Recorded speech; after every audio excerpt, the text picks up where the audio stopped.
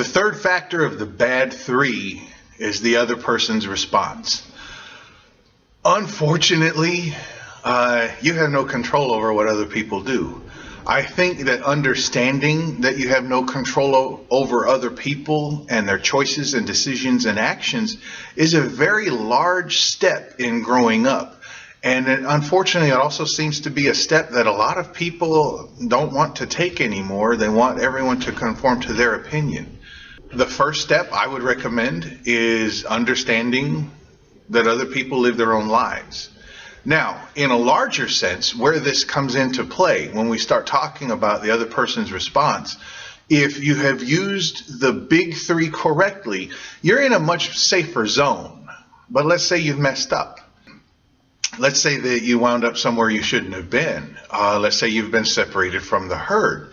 You've got to understand that people react in very specific ways to certain situations.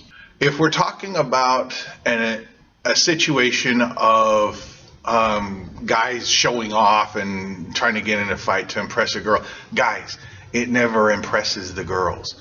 But if it's guys trying to impress a girl, one of the things that you should keep in mind is that you can get out of the fight if you realize that it's about to happen by simply backing down. Give up. Say, look, I'm done. No, I don't need this. Now, there is the risk, obviously, that this will, make the guy puff up more and have him just beat you without mercy. But most of us are hardwired properly. And when the other person submits and accepts their own defeat, most of us will back down, and there doesn't even need to be a fight. But by the time it gets to that frenzied state, you're talking about a very small percentage of people who are going to have the cognitive ability at that point to remember that they have a chance to get out of this by backing down.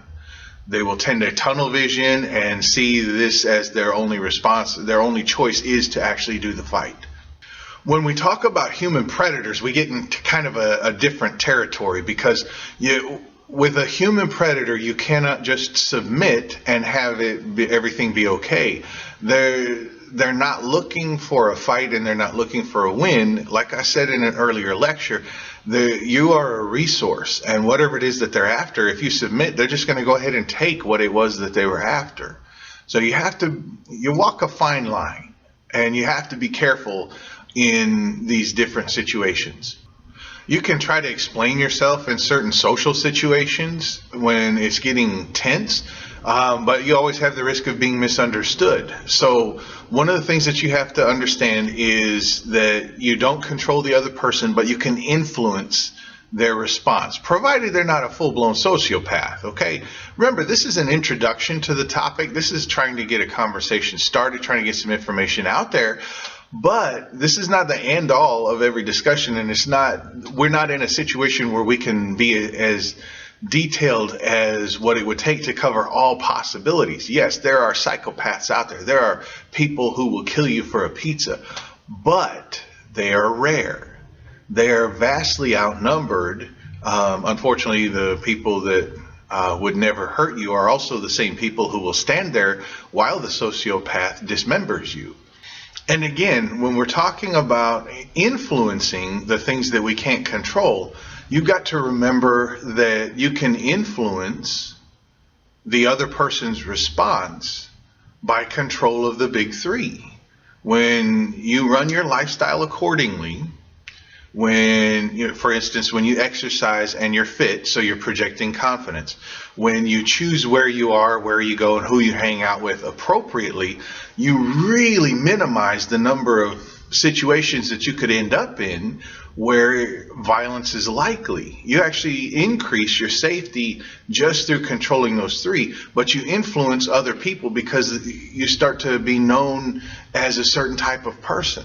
But bottom line, you have control over your attitude and how you approach other people and how you deal with other people, and that is going to increase your safety dramatically.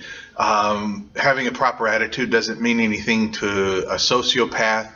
We will have to do a lesson on those oddballs out there that none of this stuff is going to work on. But for now, and for most people that you deal with, if you have your attitude right, you're going to be okay. You can influence a lot of people through a proper attitude, even if you can't control them. Bottom line, don't be a jerk.